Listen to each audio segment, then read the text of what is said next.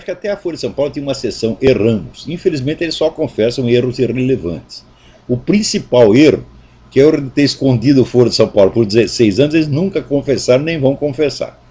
Quando viu que não dava mais para esconder o Folha de São Paulo, começaram a falar do assunto, como se estivessem continuando a falar, né? Como se tivessem sempre feito a cobertura do Folha de São Paulo. Agora, tem uma coisa que a maior parte dos jornalistas não entendeu ainda. O pessoal, mesmo quem agora está fazendo alguma cobertura do Folha de São Paulo, não entende o essencial. O essencial.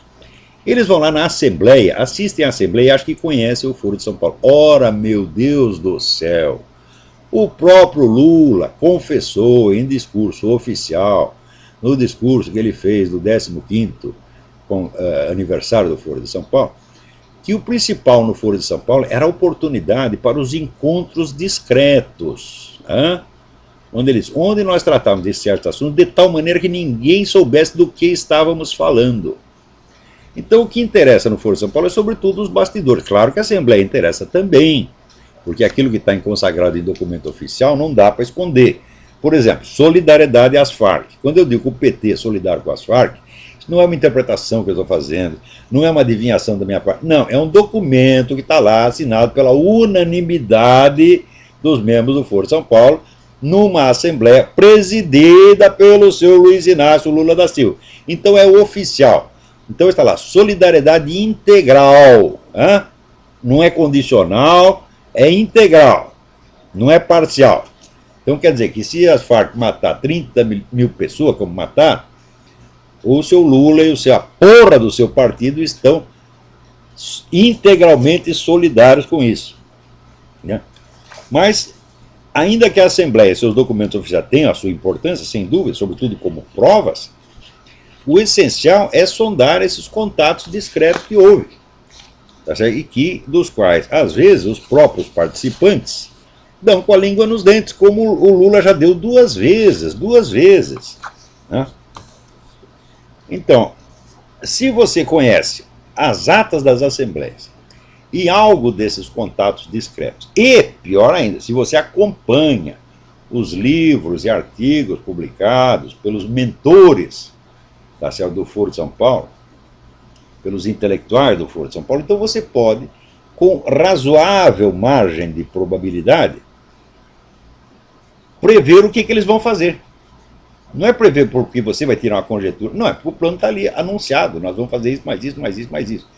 Se eles anunciam o plano, pelo menos não publicamente, mas uns para os outros, então quer dizer, se eles só não vão realizar aquele plano se não conseguirem, isso é, se faltar os instrumentos, mas normalmente é de se prever que eles vão fazer aquilo que anunciaram fazer. Então, é o seguinte, o objetivo do Foro de São Paulo é transformar o continente latino-americano inteiro numa união de repúblicas socialistas. É montar na América Latina o que foi desmantelado, tá certo, na Rússia e países satélites. É declaradamente isso. Então eles vão fazer isso.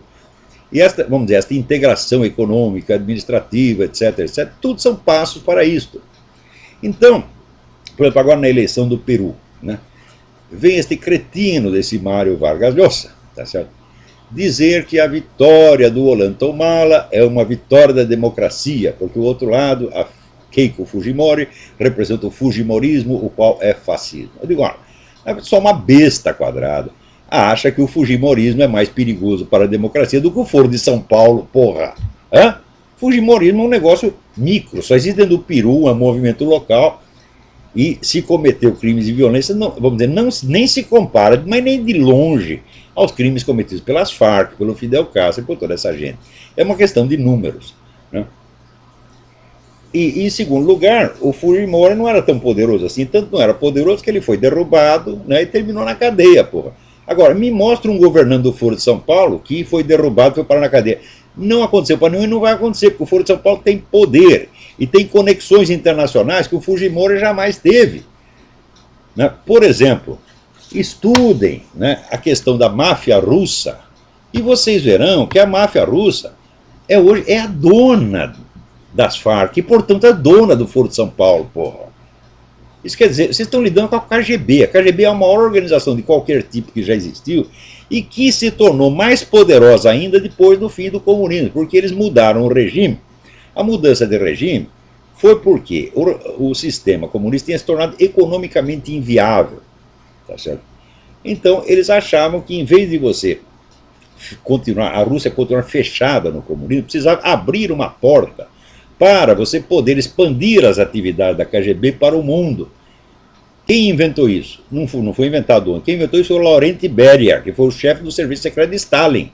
Isso aí já nos anos 40, ele já achava, não, nós temos que parar com isso, cortar esse isolamento, nós temos que derrubar os muros e abrir correntes de diálogo com o Ocidente, de modo que nós possamos atuar maciçamente no Ocidente. O que foi, vamos dizer, a famosa perestroika? Foi isso. Você foi dissolver os muros, né, que separavam o regime do Ocidente, e daí, né, fingindo amizade, você colocar todos esses agentes da KGB no Ocidente como empresários, quer dizer, com uma quantidade de dinheiro astronômica, tá certo?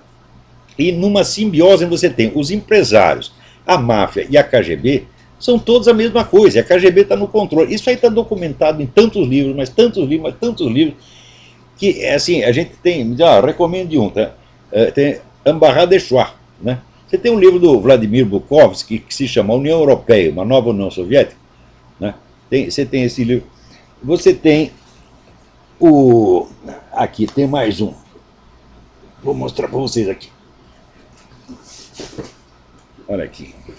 Hélène Blanc, KGB Connection, hein?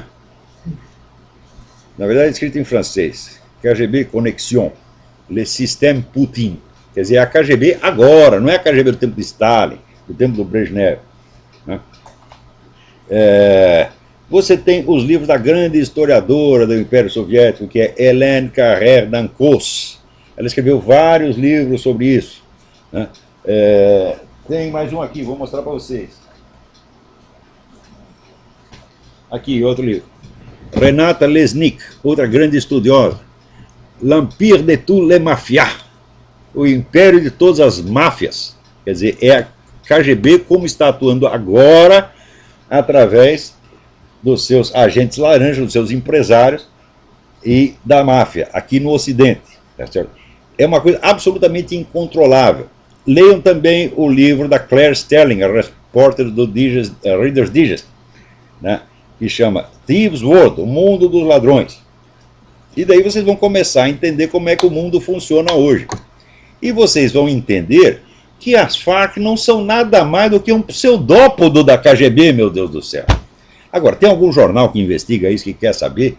Não, o jornal quer saber, é assim, é se a filha da Sarah Palin deu para não sei quem, se o Schwarzenegger comeu a empregada.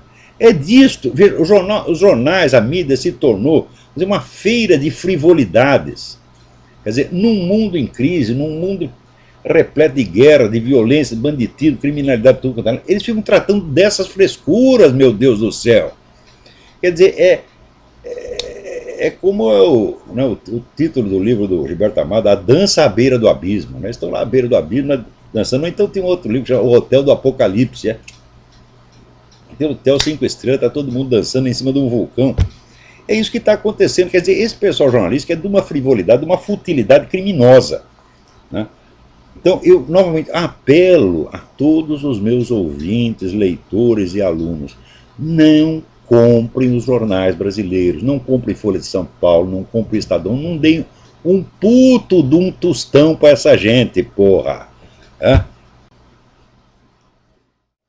Muito bem, agora presta atenção, esse pessoal quando não consegue aprovar uma coisa por via parlamentar, eles usam decreto administrativo, sentença judicial, até portaria de diretor de departamento. Então, quando você vence a batalha parlamentar, você tem que prestar atenção para ver se eles não vão conseguir contornar a coisa. Que é a moda agora, né? Não precisa mais do parlamento. O parlamento é só fachada. Você acredita que em pouco tempo o Brasil possa vir aí a ter parlamento fechado? Não precisa fechar nada. Você vê, os caras inventaram nova modalidade, que na Rússia eles chamam de democradura, né? Quer dizer, um negócio que parece uma democracia, mas quem manda são sempre os mesmos caras, os candidatos são todos escolhidos por eles, tá certo? Então, como diz, né? Muda a merda, mas as moscas ficam. que são eles mesmos, sempre, eternamente os mesmos. Você vê essa putada que manda no Brasil de hoje, esse pessoal saiu da USP nos anos 60 e entraram lá, grudaram que nem carrapato, e não larga mais, e vão passar para os seus filhos, para os seus netos, para os seus bisnetos. Tá? Então, a moda agora não é você ver que o Hugo Chávez, que só o único governante de esquerda que tem problema na América Latina é o Hugo Chávez, porque ele usa métodos antigos. Né, ditadura, perseguição, mas não precisa fazer isso, porra. Os caras destroem os seus inimigos na base da acusação de corrupção, na base da intriga, na base das devassas fiscais, destroem todo mundo e não precisa nem mandar ninguém pra cadeia, você toma os bens dos caras, porra. Então são processos administrativos infinitamente mais desenvolvidos e mais sutis do que os das velhas ditaduras. Na verdade, é uma ditadura, tá certo? Por quê? Os caras dominam totalmente o cenário, não permitem que surja oposição nenhuma e, ao mesmo tempo, conservam as instituições formais da democracia, meu Deus do céu. Então, isso foi adotado. Até na China estão adotando isso, porra. É o regime chinês que está se. É o regime chinês somado à sem-vergonhice brasileira. Até aqui os caras tentam fazer isso, porra. Você vê, agora o Estado de Nova York aprovou lá o negócio do casamento gay. Fala, peraí, mas isso aí não tinha que ser o Parlamento Nacional? Claro que tinha. Mas eles contornam e dão um jeito, porra. Aqui, tá vendo, no Uruguai você tinha lá, a anistia para todos os crimes de todos os lados políticos. Já tá esse filho da puta do tal do Mujica, presidente do Uruguai, dizendo que vai perseguir os milicos. Então ele passa por cima da lei, passa por cima do parlamento e sempre tem um jeito de fazer as coisas. Você vê, nos Estados Unidos os caras estão votando por ano, acho que 23 mil leis. Quem é que pode ler 23 mil leis? Então aquele velho princípio de que você não pode alegar desconhecimento da lei, ele se inverteu. Porque ninguém pode alegar conhecimento da lei. Tá certo? Então fazem tanta lei que todo mundo fica fora da lei de alguma maneira. Então se todos estão fora da lei, só resta ao homem do poder escolher quais que ele quer punir. Então põe lá a lista dos seus inimigos e sempre haverá, né, algum artigo da lei que eles estão infringindo. Então é sempre fácil você prender seus inimigos, tomar os bens deles e jamais alegar motivos políticos. Você alega corrupção, você alega que o sujeito sonegou imposto, alega qualquer merda e destrói o cara, porra. Então pra que ditadura, pra que fechar parlamento? Deixa essa merda funcionar, não serve pra nada mesmo, porra. Então é um novo sistema, pô. O novo sistema é assim, a enganação universal. É o engodo universal. É a mentira universal. É um negócio impressionante, porque isso depõe contra a inteligência humana, pô.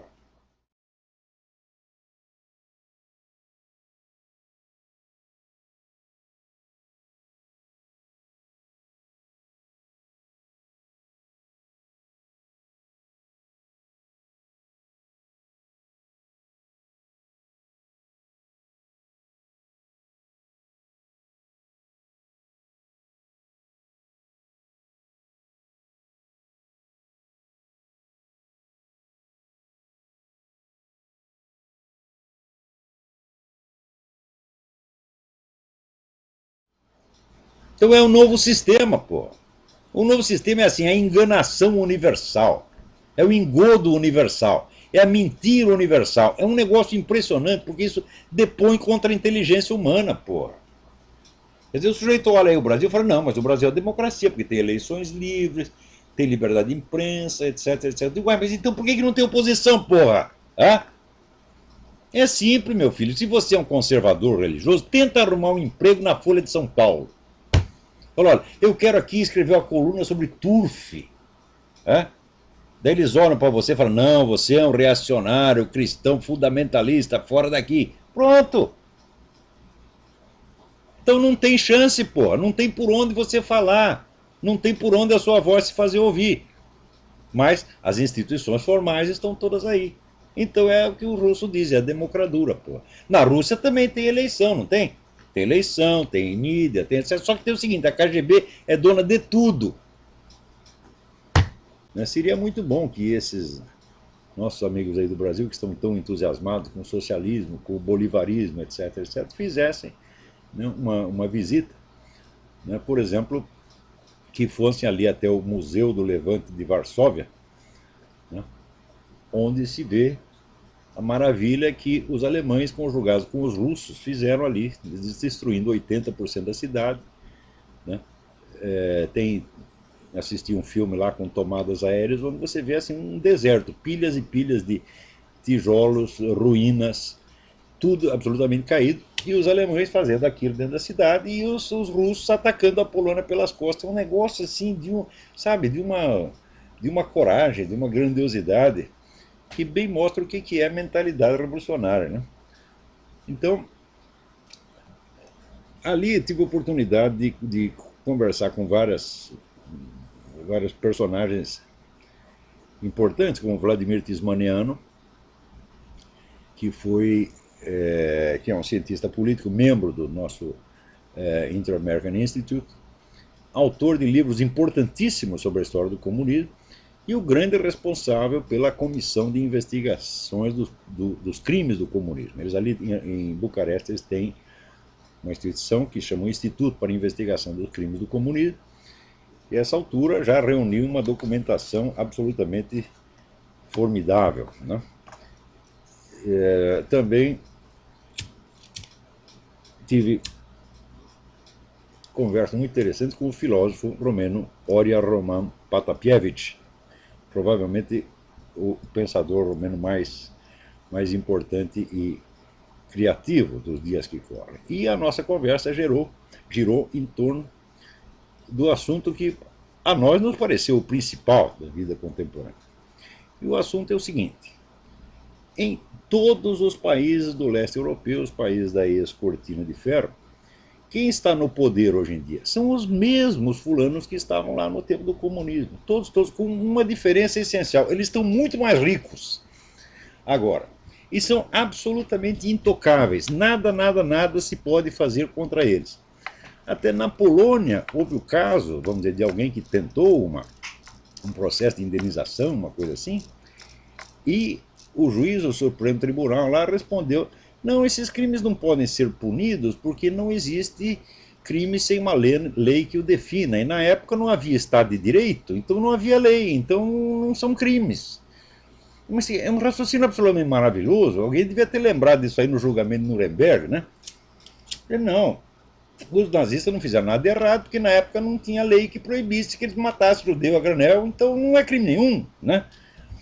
Isso aí, a gente tem uma sentença lavrada por uma Suprema Corte de uma democracia moderna, porque, na verdade, as instituições formais da democracia estão em vigor em todos esses países. Você tem eleições, você tem liberdade de imprensa, só que tem o seguinte: não só os altos cargos estão todos na mão dos velhos comunistas, como também a mídia está na mão deles. Isso é regra geral no mundo. Né?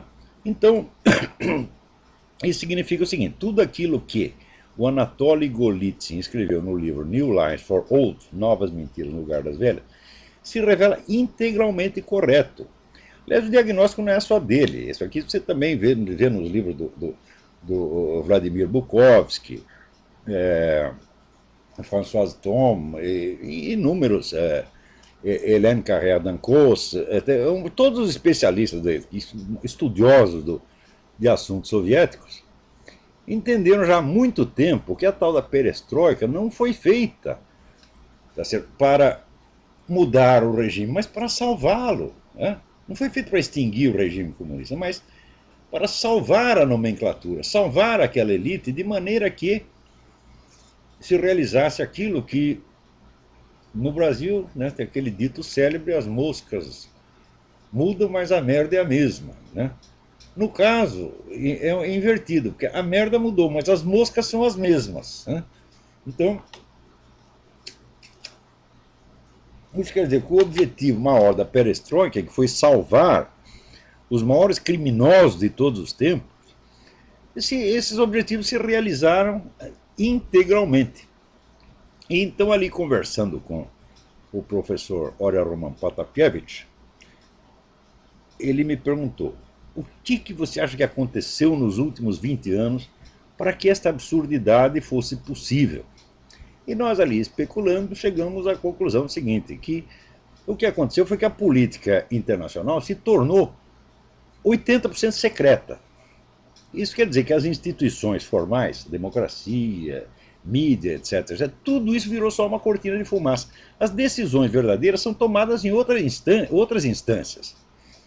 Não se trata nem mesmo de dizer, não, são organizações secretas. Não, não são organizações secretas, são organizações também oficiais, mas que se apropriaram da autoridade que corresponderia, vamos dizer, ao parlamento, à presidência da república, até assim, que legislam à vontade. Então são organismos internacionais, né, que baixam as leis que bem entendem, você nem sabe de onde saíram as tais das leis, quem foi que propôs. Aquilo nunca foi discutido em público. De repente aquilo é obrigatório no mundo inteiro. Você quer ver um exemplo? Agora mesmo na ONU estão discutindo lá, já foi aprovado nas comissões, né, uma lei que permite que as crianças processem os seus próprios pais. Né? Era uma instituição que existia na União Soviética, quer dizer, o Estado é o mediador entre a criança e os seus pais, quer dizer, que a criança não tem uma relação direta com os pais. É tudo através do funcionalismo público, da burocracia, da polícia, etc, etc.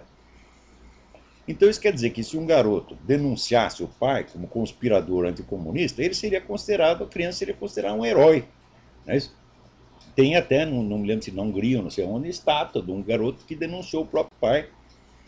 O pai foi mandado lá para a prisão e morreu por lá mesmo. Né? Então, esta coisa de você dividir a família, jogar filho contra pai, já ultrapassou de muito a esfera da pura cultura, dos sentimentos e da imaginação. Agora está virando lei, minha gente.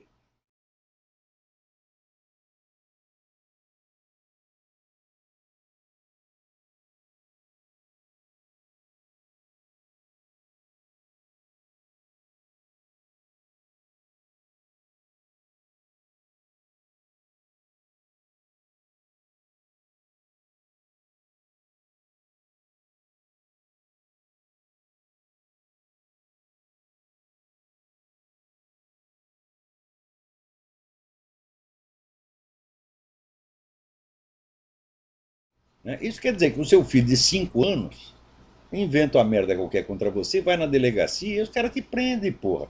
É simplesmente o que vai acontecer. Então, este é o novo sistema de governo que já está implantado no mundo. Vocês podem ver, sim, todas, né, as leis politicamente corretas que são adotadas no Brasil, na Argentina, no Peru, na América Latina, na Zâmbia, na casa do caralho, todas vêm prontas da ONU. Quer dizer, é uma coisa de uma uniformidade extraordinária. Né? E ainda tem gente que diz, não, mas será que é? Será que existe uma pressão mundial para isso aí? Né? Até o meu amigo Reinaldo Azevedo dizer, não, acho que isso é exagero. Não é questão de achar, Reinaldo, é questão de você estudar, conhecer a documentação. Só que a documentação é tão grande, tão grande, tão grande, que só quem estuda a coisa de maneira quase especializada é que pode entender o que está acontecendo. Então se criou assim um governo secreto, que é secreto não porque ele se esconde, mas porque a complicação é tão grande que o cidadão comum não consegue acompanhar isso aí. Só estudiosos, só eruditos, só scholars conseguem acompanhar o que eles estão fazendo e compreender. Então criou uma espécie de barreira intelectual intransponível. Então, no mundo de hoje, então, o governo já é secreto. O fator secreto, vamos dizer, sempre existiu um pouco ao longo da história, né? Até o René Guénon dizia que é o segredo da essência mesmo do poder.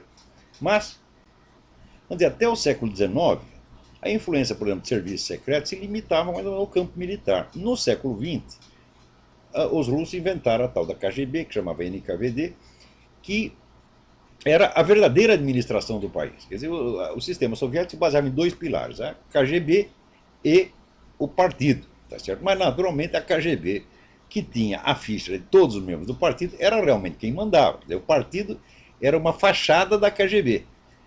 E quando caiu a União Soviética, a KGB ficou absolutamente intacta. Tá certo? Não só ficou intacta, como aumentou o seu contingente e hoje tem mais poder até do que tinha no tempo do regime comunista. No tempo do regime comunista havia um agente da KGB para cada 400 cidadãos. Hoje tem um para cada 200, quer dizer, duplicou o tamanho do negócio.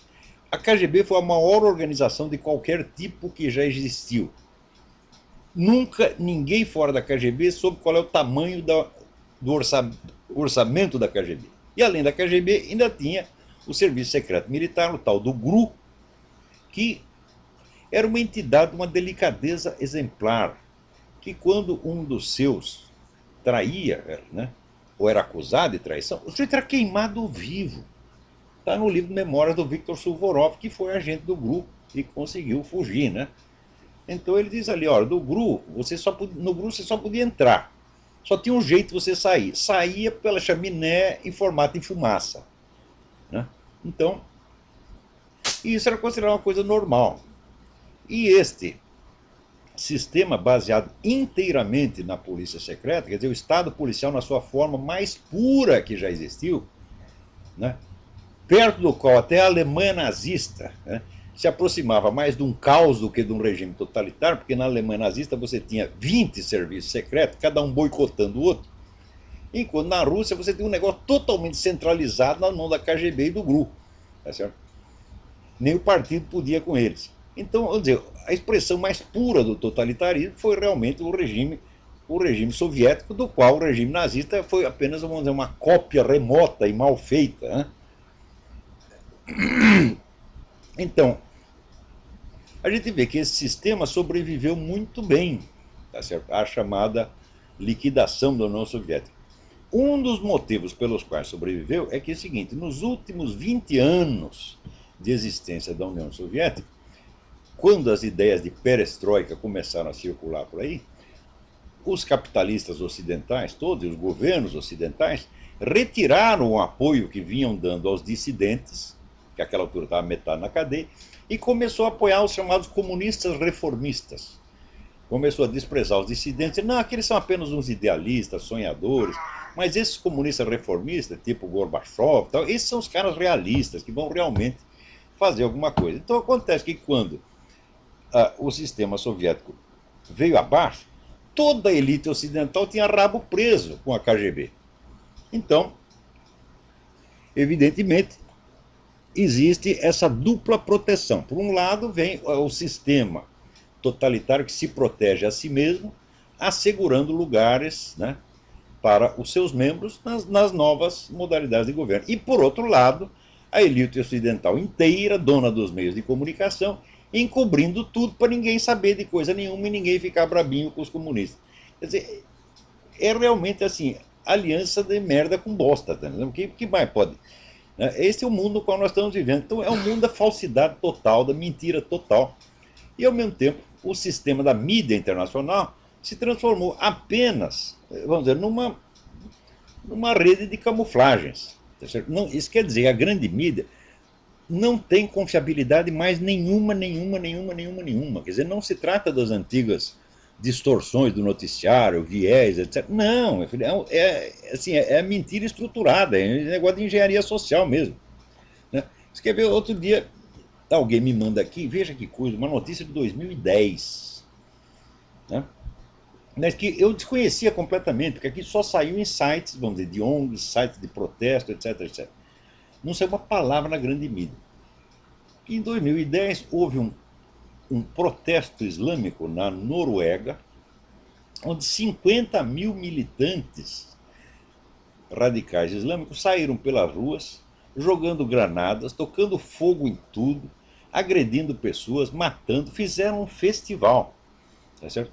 Ora, a Noruega foi um dos países que mais contribuíram em dinheiro, tá certo, em apoio diplomático para a autoridade palestina e essa putada toda do radicalismo islâmico. Então recebeu, de certo modo, o prêmio que merecia. Isso é uma lição que todo mundo deveria saber. Agora, a mídia internacional inteira, né, se noticiou o negócio, noticiou na página 32, tá certo?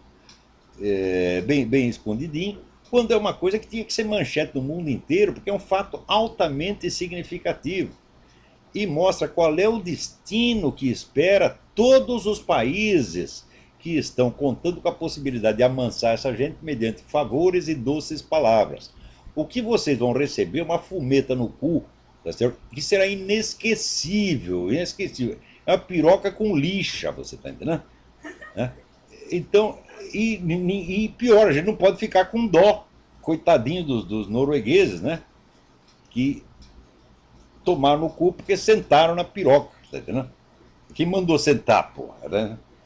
Então, E como falar dessas coisas, vamos dizer, com respeito, né? Quer dizer, a burrice, o que o Eric Wegener chamava estupidez criminosa, não merece respeito nenhum. Quer dizer, esses governantes da Noruega são todos culpados de estupidez criminosa. Quer dizer, você está lá alimentando o inimigo que vai amanhã matar o seu próprio povo, porra.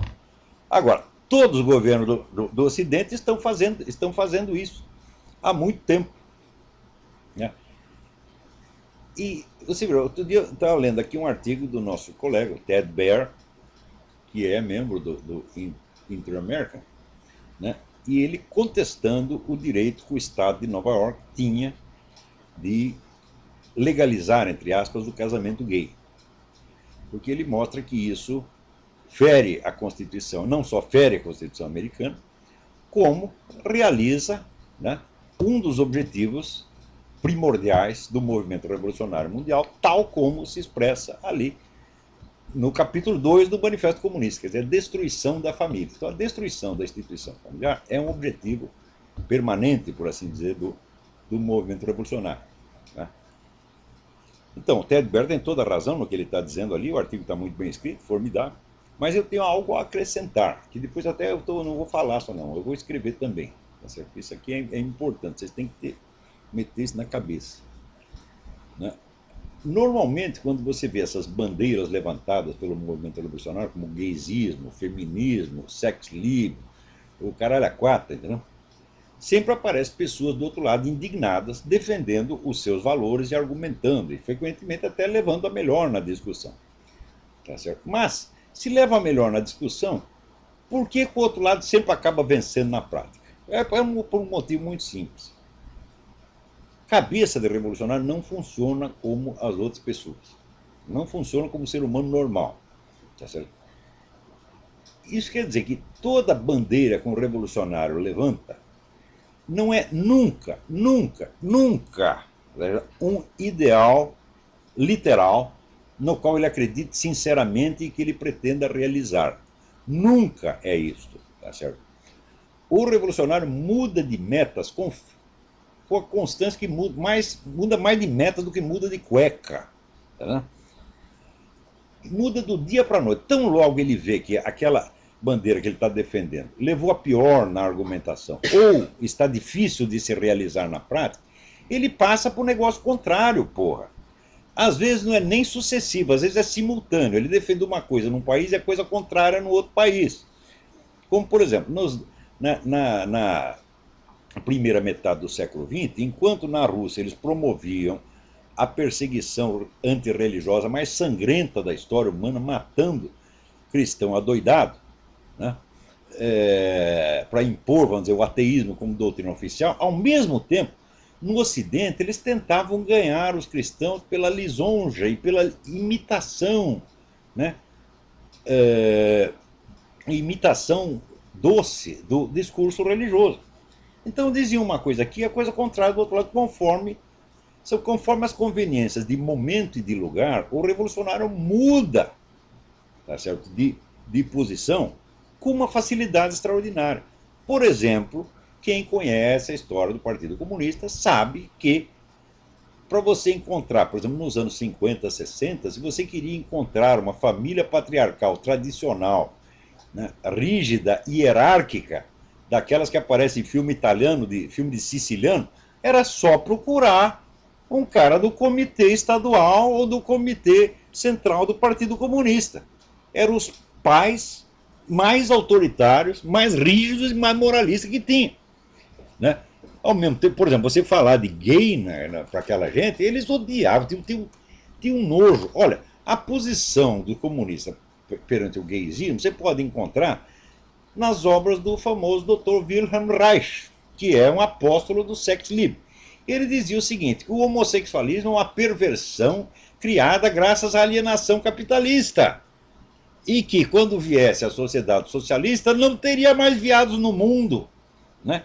Ele dizia, você já viu alguém se levantar contra o Dr. Wilhelm Reich? Não, ninguém vai falar. Não, ele era homofóbico. Não, de jeito nenhum. É um monstro sagrado, é uma vaca sagrada do comunismo, é intocável. Então, isso para vocês terem ideia de como era o moralismo comunista naquela época, né? Então, Ao mesmo tempo que os comunistas praticavam, né, essa rigidez patriarcal dentro das suas famílias e dentro do partido inteiro era assim, tá certo? Eles estavam fomentando o sexo livre, gaysismo e feminino no Ocidente, porra. Então, como é que você vai levar literalmente a sério essas bandeiras que ele levanta e achar que você pode derrotá-los na base da simples argumentação lógica? Quer dizer, o sujeito prega a destruição da família, eu prego a manutenção da família, eu ganho a discussão com ele e pronto, está salva a família. Ora, porra, isso é muita ingenuidade, né? Veja, para você ver, tem dois pontos que é preciso lembrar para que se entenda como esse tipo de combate, vamos dizer, literal e mecânico, né, a mera oposição de ideal a ideal, não funciona. No próprio trecho que o Ted Baer cita do Manifesto Comunista, Karl Marx diz que a família burguesa será extinta automaticamente com a abolição da propriedade privada, porque ele acredita que a propriedade privada é o único fundamento objetivo da família. Não é, nós sabemos que não é, mas ele achava que é.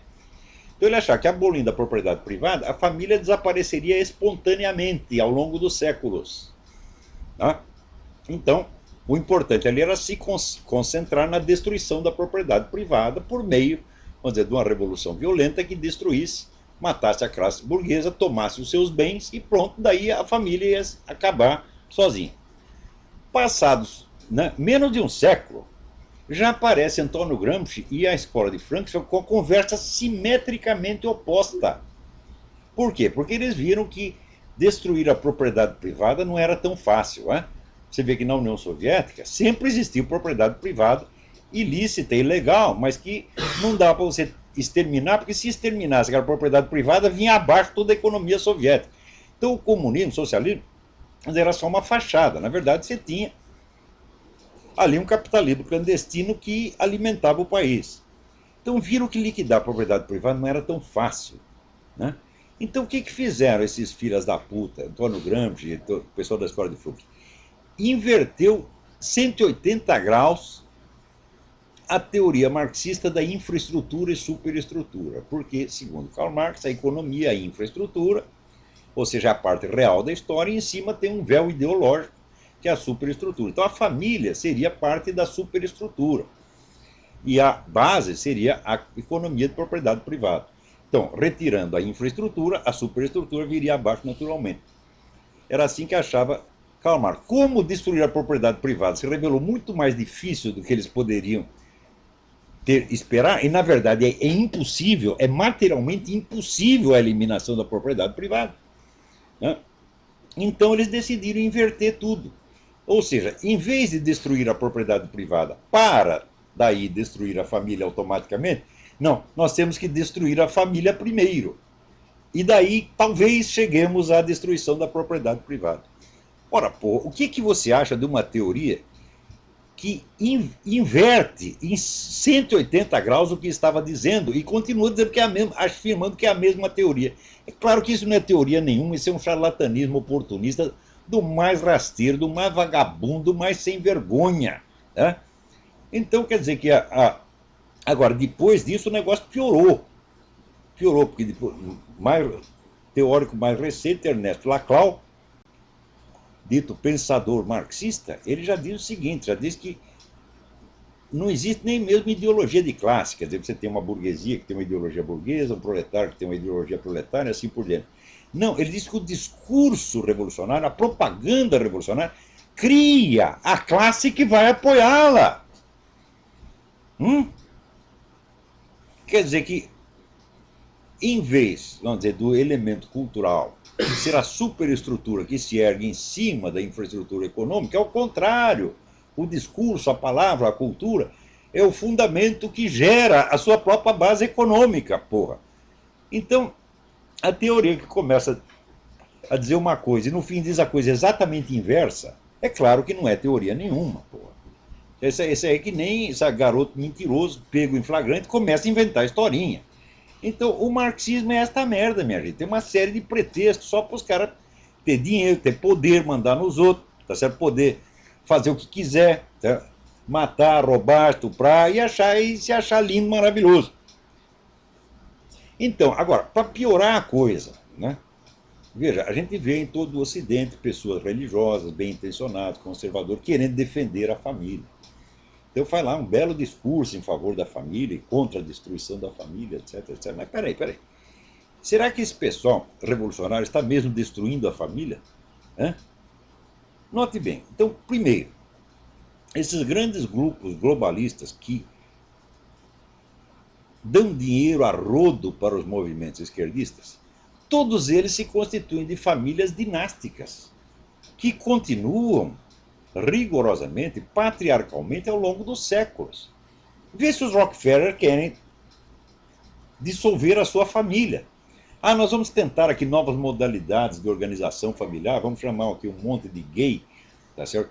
E fazemos aqui uma suruba de 40 homens dizendo que é uma família. Vê se o Rockefeller vai fazer isso. Que nada, meu filho. Educa os filhos direitinho para prosseguir a obra do pai e defender o patrimônio.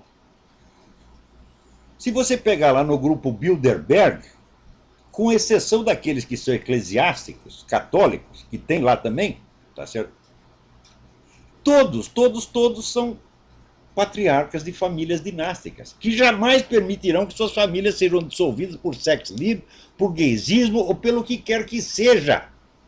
Mais ainda, gente, eu estava falando agora mesmo da elite comunista, né, que continua no poder, né, na Tchecoslováquia, na Polônia, na Romênia, na Hungria, em todo o leste europeu, né? Apesar da democracia, eles continuam mandando. O sistema é estritamente dinástico, meu filho. Quando o pai fica velho demais, bota o filho no lugar. Então isso quer dizer que essa putada comunista fica com essa conversa de não, vamos destruir a família burguesa porque é opressiva, etc, etc. Mas eles conservam a sua própria família porque sabem que isso é a base da possibilidade da ação histórica, meu filho. É? Se a família se dissolve a cada geração, não é possível ação de longo prazo. Todas as suas ações ficam limitadas ao prazo da sua vida. Tá certo? E tudo que você construiu se perde na geração seguinte. Então isso quer dizer o seguinte, a continuidade da família é um elemento essencial do poder. E quando eles dizem que é para destruir a família, é para destruir a sua família, seu trouxa. A deles não, porra. Então isso quer dizer, isso não é um ideal que eles tenham. Isso é uma conversa mole que inventaram para enganar trouxa. Note bem que em Roma, já a nobreza romana já sabia disso. Então, dentro da nobreza, vigorava o mais estrito e hierárquico patriarcalismo. O pai tinha tanta autoridade que ele podia mandar matar um filho. Se o filho fosse desleal, podia mandar matar. E não tinha problema nenhum. Agora, os escravos, não era permitido que os escravos casassem e constituíssem família, meu filho. A procriação era feita em gigantescas surubas. Reunia um monte de homem e mulher num negócio do tamanho do estádio do Maracanã e todo mundo comia todo mundo, tá entendendo? E daí ninguém sabia quem era filho de quem. E assim foi durante séculos. Pô. Foi a influência da igreja que conquistou para os escravos o direito de casar. E a partir do momento que podia casar, então naturalmente podia legar sua propriedade aos filhos. Então quer dizer, a família sustentava a propriedade e não ao contrário, como dizia essa besta do Karl Marx. Os escravos primeiro adquiriram o direito de casar, né? E depois, em função do casamento, também o direito de legar, ainda que fosse um pouquinho, uma terra pequenininha, né? Ou um arado, um boi, uma vaca, um bode, um carneiro, né? Um cachorro, legar para o filho. Então, aí começaram a ter algum poder, começaram a ter direito de voz e voto, que fez, então, vamos dizer, do campesinato medieval, uma força política tremenda, capaz de aterrorizar. Às vezes, quando o campesinato se revoltava, toda a nobreza ficava aterrorizada. Tem até um filme muito interessante que chama O Tirano da Aldeia, Michel Kohlhaas. É tirado de uma história de Heinrich von Kleist, do sujeito que primeiro inventou o pedágio. Porque hoje não está tão acostumado a pagar pedágio, você passa numa estrada, paga 10 pedágios, né? o cara inventou, um proprietário de terra inventou o pedágio e lá vinha então o camponês trazendo seus cavalinhos, né? Os caras, tem que pagar. Não pago. Daí tomaram os cavalos dele. Ele disse, tomaram meus cavalos. Daí ele armou uma encrenca, começou a tocar fogo em tudo, aterrorizou metade da Alemanha. Isso era, então, já o campesinato medieval, que tinha consciência de seus bens, consciência dos seus valores, que ele pretendia legar aos seus filhos. Isso tudo começou com a família. Então significa o seguinte, continuidade familiar é poder, sobretudo é poder de ação a longo prazo. Então, os nobres, os senhores, os doutores, os ricos sempre souberam disso, então conservam suas famílias. Conserva sua família e convence o outro. Ô idiota, aqui ó, seu pai está te oprimindo, você destrói a família, né? Leva lá um monte de puta, põe dentro de casa, diz que é sua família, faz uma suruba, né? Chama aí a turma da parada gay e diz que é família, né? Pega lá a sauna, né? Antigamente tinha a sauna do Hotel Danúbio, que era famoso, tem um aluno meu que ia lá e dizia, hoje dei para 40 homens. Né? E, então a sauna do Hotel Danúbio vira o quê? Uma família. São novas modalidades de estrutura familiar, como falam esses patetas da USP, da PUC, esses vagabundos que vocês pagam com dinheiro público para botar merda na sua cabeça, porra, para te ensinar o contrário do que acontece. E você ainda chama de senhor doutor, né? Então, os ricos, os poderosos, inventam essa conversa para enganar vocês. Dissolva a sua família, seja livre. Seja livre quer dizer, desvincule-se da instituição familiar, tá sendo onde tem um pai que pode te legar propriedades, no mínimo vai te legar um nome, vai te legar o fruto dos seus esforços, e se transforma num átomo solto, né, que hoje está indo para a cama com a fulaninha, amanhã com a outra fulaninha, e depois com o fulaninho, e depois com o cachorro, com o gato, com o bode, com o que você quiser, tá certo? E daí você fica sem esse substrato familiar, sem o seu apoio familiar, e você vira mais um átomo solto, enquanto nós aqui somos a força organizada. Quer dizer, a força organizada, unificada, constante, contra um monte de mosquitinho solto no ar. É isso que eles querem, porra! Então você defender, teoricamente, a instituição da família não significa nada, porque você não está discutindo com um idealista utópico que acredita no que está falando. Claro que no movimento revolucionário sempre tem os idiotas úteis que acreditam. Mas os chefes, os líderes, os ideólogos nunca acreditaram nessa porra. Né? Você vai me desenganar que Herbert Marcuse, Max Horkheimer, tá certo? Theodor Adorno acreditavam nessa pataquada, mas o que é isso? Você já viu Max Horkheimer e Theodor Adorno participar de uma suruba? Mas nunca. Tinham suas famílias organizadinhas, cuidavam dos seus bens. Aliás, Max Horkheimer, que vivia falando da exploração capitalista, era o maior explorador capitalista, pagava salário de fome para todo mundo que trabalhava no instituto lá de Frankfurt. Quem conta isso? Herbert Marcuse, que era o único pobre que tinha ali, né? Claro que tinha os funcionáriozinhos e tal, tinha dinheiro, mas dos intelectuais, o único pobre era o Herbert Marcuse. E o Horkheimer forçava ele a trabalhar, tá certo? Na base do pão e água. Então, vê se algum desses desperdiçou a vida dele, né? Trepando com todo mundo, praticando sexo livre. Mas nenhum é louco, porra! Hã? Já diz o mineiro, quem tem cu tem medo. Então o cara quer preservar os seus bens, porque ele sabe que se ele dilapidar o patrimônio, ele mesmo fica impotente, os seus filhos são largados na miséria, totalmente desamparados perante a força do Estado e das grandes famílias que o dominam. Então não se trata de defender abstratamente o valor da família. Trata-se de desmascarar uma operação muito filha da puta, muito canalha, que esses caras inventaram para que só eles tenham família. Como esses caras da nomenclatura toda estão lá passando o cargo de geração em geração. Lá no mundo comunista, vai lá na Hungria, na Romênia, por onde você vai ver exatamente. O negócio é puramente dinástico. Né? Você veja aí o nosso amigo Alexandre Dugin, que é filho de gente da KGB e agora é o ideólogo da KGB e vai criar outro filhinho para trabalhar também na KGB e assim por diante. Né?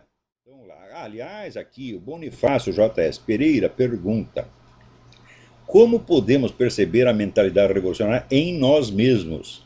Como saber se ela está no nosso interior e como detectá-la? Mas excelente pergunta, Bonifácio, porque este é exatamente o problema. Nós fomos educados, a cultura moderna, toda ela, desde pelo menos o começo do século XIX, ela está impregnada de mentalidade revolucionária. E eu defino a mentalidade revolucionária como o seguinte: um projeto de futuro hipotético que já confere ao sujeito, desde agora, a autoridade de julgar o mundo em nome desse futuro hipotético, para o qual ele não precisa fazer nada, porque o futuro hipotético é sempre autoadiável. Né? Por exemplo, o paraíso socialista, quando que vai chegar? Faz 200 anos que está chegando e não vai chegar nunca. Né? Ou então outro, que nem o Lula, já diz: nós não sabemos o tipo de socialismo que queremos. Então você vem, você quer que eu assine um cheque em branco para você fazer uma porra do socialismo que nem você me diz como é? Como é que eu posso apostar no seu projeto se continua sendo um projeto secreto? Quer dizer, a mentalidade revolucionária é essencialmente esta coisa de tomar uma hipótese futura como juiz do presente e do passado. E, portanto, você já se arrogar, né, a autoridade de falar em nome de um futuro que você não precisa realizar. Quer dizer, a mentalidade revolucionária é uma empulhação. Ora, sempre que nós raciocinamos com base nessa ideia, por exemplo, de uma sociedade justa, tá certo? Nós estamos fazendo isso. Nós não sabemos o que é uma sociedade justa, nunca existiu nenhuma. É uma mera hipótese, e a hipótese não pode servir de base para você julgar a realidade, meu filho. Você pode julgar, por exemplo, vamos supor que você faça aqui um concurso de cachorros. Hã? Como é que você julga o cachorro? Como é que você diz: esse aqui é o melhor, esse é o primeiro lugar, segundo lugar, terceiro lugar? É em função de um cachorro hipotético futuro que você pretende criar? Não, meu filho. É em função dos cachorros que já foram premiados no passado. Não é assim? Então, um torneio de futebol, como é que você classifica o primeiro, o segundo, o terceiro? É em função de vitórias imaginárias futuras? Não, é em função das vitórias anteriores. Então, só o conhecimento do presente e do passado é base de julgamento. Então, quando nós julgamos com base em hipóteses futuras, nós estamos impregnados da mentalidade revolucionária. E é isso que, sinceramente, isso tem que ser erradicado do mundo. Eu não sei como deve ser o mundo futuro. Eu não tenho nenhum projeto de futuro. Né? Eu acho que os problemas devem ser atacados um a um. Tá certo? Então, a mentalidade revolucionária não é inerente ao ser humano. Ela apareceu numa certa data da história e ela vai desaparecer mais dia menos dia. Tá certo? Então, a nossa função é fazer com que ela desapareça o mais breve possível. Ou seja, que parem de surgir reformadores do mundo que, em nome de seus futuros hipotéticos, julguem o presente e o passado. Porque isso aí é doença mental. Isso aí é o que o psiquiatra Paulo Serret chamava de delírio de interpretação. Não? Então você vê, isso é tão, hoje em dia se tornou tão natural, tão espontâneo nas pessoas, que, por exemplo, para julgar, né, a conduta dos vários estados ou dos vários países, eles não fazem um julgamento comparativo, eles julgam em função de perfeições hipotéticas.